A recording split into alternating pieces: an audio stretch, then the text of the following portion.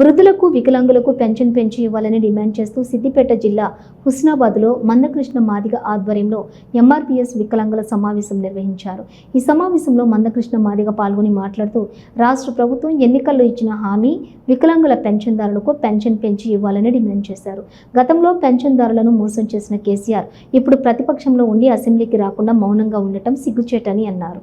కేసీఆర్ మోసం చేశాడు కాబట్టే రాష్ట్ర ప్రజలు కేసీఆర్ను విస్మరించారని అన్నారు. సెప్టెంబర్ 3న హైదరాబాద్లో జరగబోయే వికలాంగుల చేయుట పెన్షన్దారుల మహాగర్జన సభను విజయవంతం చేయాలని పెన్షన్దారులను కోరారు. ప్రధాన ప్రతిపక్ష పాత్ర పోషించేది ఏంటి? ఏ ప్రతిపక్ష పార్టీ అయినా చేయాల్సింది ఏంటిది? ప్రభుత్వం ఇచ్చిన వాగ్దానాలను ప్రభుత్వం అమలు చేయకపోతే, ప్రభుత్వం వివిధ అంశాల మీద వైఫల్యం చెందితే లేదా మోసం చేస్తే వాటిని ప్రజల్లోకి తీసుకెళ్లి ప్రభుత్వాన్ని ఎండగట్టి ప్రజల పక్షాన్ని నిలబడమే ప్రతిపక్ష పార్టీల బాధ్యత. ఇక్కడ ప్రతిపక్ష నాయకుడు ఏం చేస్తున్నాడు? 50 లక్షల మందికి పెన్షన్ పెంచకుండా 20 నెలలు గడిచిపోయింది. కొత్త పెన్షన్ ఇవ్వకపోయినా 20 నెలలు గడిచిపోయినాయి. ప్రతిపక్ష పాత్ర ఏంటిది ఇక్కడ? ఇప్పుడు కేసీఆర్ ప్రతిపక్ష నాయకుడు, ఆయన మొన్నటి వరకు ముఖ్యమంత్రి. ప్రజలు ఏం తీర్పునిచ్చారు? ఇక మీ కుటుంబ పాలన చాలు, మీ కుటుంబ పాలన చాలు, నువ్వు ప్రతిపక్షంలో ఉండమని చెప్పి ప్రతిపక్ష హోదా కట్టబెట్టారు. అంటే నువ్వు పాలకుడిగా అవసరం లేదు, ప్రతిపక్షంలో ఉండాలని చెప్పి కట్టబెడితే ఈయన ప్రతిపక్షాన్ని కూడా పనికి రాకుండా పోయింది కదా. ఈయన ప్రతిపక్షాన్ని కూడా పనికి రాకుండా పోయాడు కదా. ప్రతిపక్ష నాయకుడు అసెంబ్లీలో కనిపించాడా? ప్రతిపక్ష నాయకుడు అసెంబ్లీలో కనిపించాడా? ముఖ్యమంత్రిని ఎదుర్కోవాల్సింది ఎవరు? పాలకులను ఎదుర్కోవాల్సింది ఎవరు? ప్రతిపక్ష నాయకుడు కదా.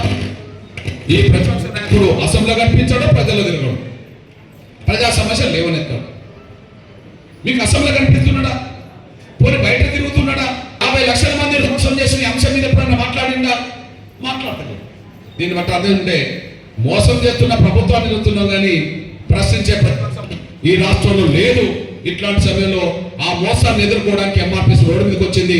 ప్రతిపక్ష పాత్ర వైఫల్యం చెందింది. వీళ్ళిద్దరు చంద్రబాబు నాయుడు గారి పార్టీలో పనిచేసిన ఉన్నాయి. ఉమ్మడి ఆంధ్రప్రదేశ్లో చంద్రబాబు నాయుడు గారు ముఖ్యమంత్రి ఉన్న కాలంలో రవాణా శాఖ మంత్రిగా కేసీఆర్ ఉన్నాడు. నిన్నటి వరకు రేవంత్ రెడ్డి గారు కాంగ్రెస్ లో చేరక ముందు కూడా టీడీపీలోనే రేవంత్ రెడ్డి గారు ఉన్నారు. మరి చంద్రబాబు నాయుడు గారిని చూసి ఏం నేర్చుకున్నట్టు వీళ్ళు? చంద్రబాబు నాయుడు గారిని చూసి ఏం నేర్చుకున్నట్టు?